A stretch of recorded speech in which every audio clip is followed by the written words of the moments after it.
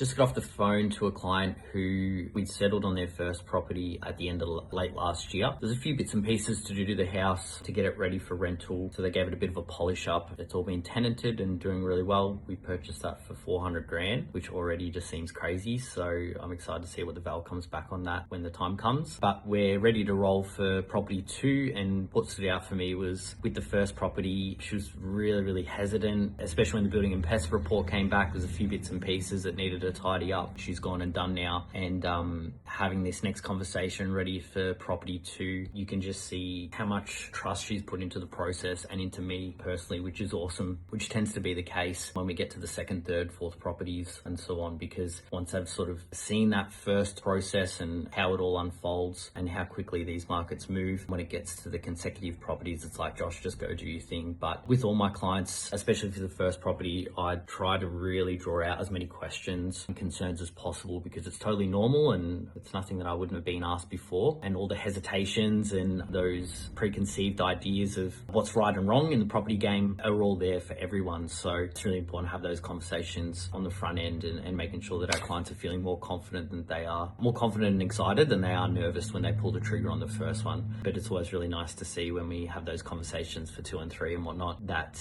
you know, their nerves have just calmed down so much more, and they really trust the process and are even more excited for the next purchases and get bitten by the property bug and want to just keep charging forward. Just thought I'd share that.